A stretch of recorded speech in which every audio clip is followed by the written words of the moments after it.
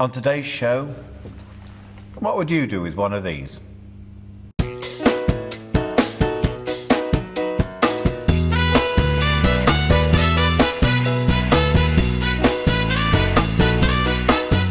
Hi, welcome to TGI Monday.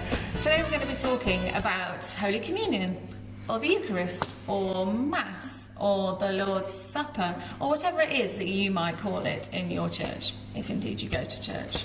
So first of all, Tamar, do you have communion, I'm going to call it communion, on a Sunday morning in your church?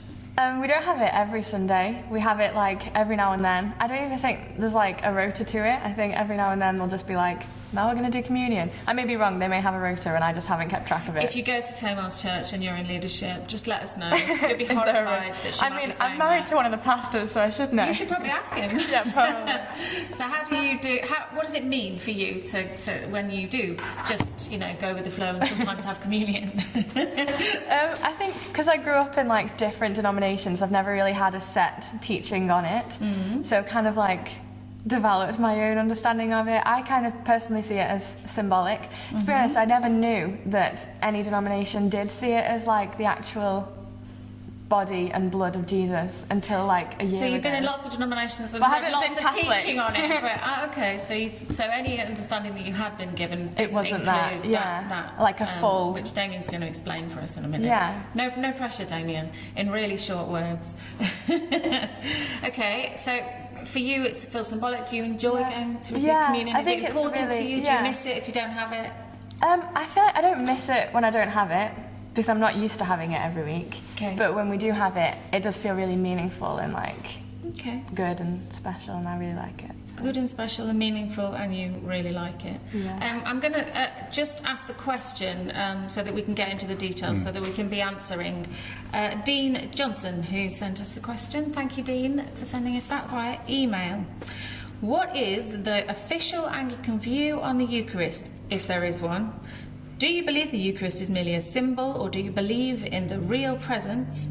Growing up Catholic, a requirement to receive communion is that we believe in the physical transformation of the bread and the wine, which is what you were talking about, into the body and blood of Jesus. Also, how do you feel about people receiving who don't believe in that? He does go on to say, perhaps Father Damien could tell us a bit more about the two different approaches of what he's referring to in the Catholic tradition, transubstantiation, the real, and real presence. Only two versions? No, there are millions. We haven't got an hour. If you'd asked me the same question you asked Tamar, I would have replied 4 times a week, and I wish profoundly that it could be daily. Do you? Yes. What prevents you from taking Mass My daily? other timetable as a diocesan travelling around person. It's very important to me and to the parish I serve. Why? Because it is following the command that Jesus gave us to do this in memory of him. Mm-hmm. Because it strikes very deeply into his own self-descriptions of I am the bread of life. Mm.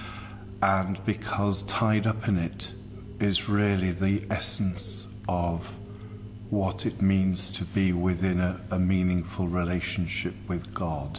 So it's always about relationship. Always. With God.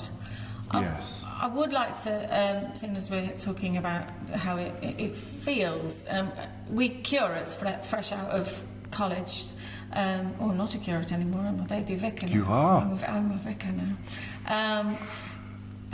The first bit of your question, Dean, is what's the official Anglican doctrine on this? There isn't one. There are many different ways of understanding the Eucharist, and because we're Anglican, it's all right for you to be Anglican and to hold a range of views on the Eucharist or communion, and all of these are different words for the same thing. For me, I have always found particularly that understanding is not necessary. Because if understanding what happened at the altar or table, or when you pick up the little cups in your church, if that were required, then I wouldn't be able to do that. Right. As a priest, I wouldn't be able to do that. And that's something that became very live when we started thinking about, well, what about people with learning difficulties, or the idea that you would ever exclude anybody? So from my part, as a priest and a vicar, I never exclude anybody. This is between them and the Lord. That's not to say, just do it, whatever. But understanding is certainly not what's required in our Anglican understanding. Can you unpack it a bit more for us, Damon? I wonder whether, looking historically, we've become fixated on physicality in the sense that the arguments that came out of the Reformation were about, does something physically change? Yeah.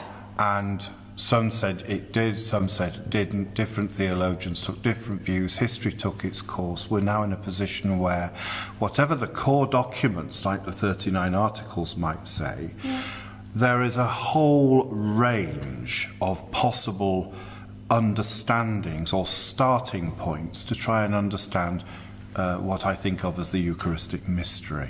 Mystery, excellent word. Mystery is key to all of this, because to go to that second part of the question, whilst I can proclaim, teach, I hope live a view of life that is fundamentally Eucharistic. In what way, sorry? Well, in the sense that I think if you believe that the Eucharist is, in a sense, the core normative expression of Christ's people, you are also therefore incumbent to live as those who believe in fair shares for all. The whole question, all the whole ethical sort of justice issues around the Eucharist are massive. That's a whole show in itself. Tamar, have you ever thought about the ethical justice issues of communion? Never. Never? No, I don't understand. What do you mean? Are you talking about the fact that... Everyone's welcome. Yeah. Everyone gets fed. Everyone gets fed. Yeah. Nobody gets left behind. Nobody gets left out. It's absolutely... And it's all God's the one doing the giving. God is the one doing the giving. God is, Jesus is the priest, the host, and the guest. Yeah. And so, because he says, do this in memory of me, because he says, I am the bread of life, this to me is, to say that what I receive at communion is just a piece of bread, is like saying that this is only a piece of paper. Oh! This is an expensive episode. Gosh, what are you doing? Oh. Thanks. We have £10 each. We don't have anything. What the act of Eucharist does is it places value on something that could just have been a piece of paper. Now, that's a £20 note, and when you sellotape it together, you can decide how you share it between yourselves. But you have to act Eucharistically in order to do that. Do you see what I mean? You have to think in terms of what is just and what is fair for each other. Yeah. How do we go about getting the full value out of that? Yeah, it would have to become something else, wouldn't it? It would have to. Oh, he's a good teacher. He used to train baby vicars, They were babies. No, never mind that. Do I believe in the real presence? There are several thousand definitions of what real presence means. Yeah, there are. Do I believe in the word you used earlier on, transubstantiation? The answer is yes, I do. Do you? Yes, I do. For you, that's important. For me, no, not just important, life-changing, vital, essential, indispensable. Yeah. And I'm in the very Anglican position of really hoping that is the case. Yeah. The presence is very real for me, but not always. Sometimes feelings change, don't they? And I didn't think communion was as important to me as it has very much become. So 20 years ago, we were in a church where we had communion probably every other week. It was an Anglican church. I'm sure they did it the rest of the time to be not naughty. Probably not. But there is something, if I don't receive communion, in fact, when I take time off work, I really miss being the priest presiding at the table, the one retelling the story. And the more I retell the story, it's that Jesus giving. We retell the whole of Christ's life as we're doing that, and we have the death before the resurrection, and that talks about who we are, giving back, just offering to God, and God doing something amazing. And retelling the story is each time becomes meaningful, or I come to it from a different perspective. So I love the fact that we're allowed to think it's a mystery. Dean, I hope you also are at home with it being a mystery, or can approach at least the table that way, whether you call it a table or an altar. But it's something that is incredibly mysterious. And something that I think we'll go on discovering, maybe a couple of thousand more ways of understanding. What do you think, Damien? I'm very interested. I mean, because I'm a good Anglican, I like the words of Queen Elizabeth I. Oh, should we stand? No, Elizabeth I, she's dead.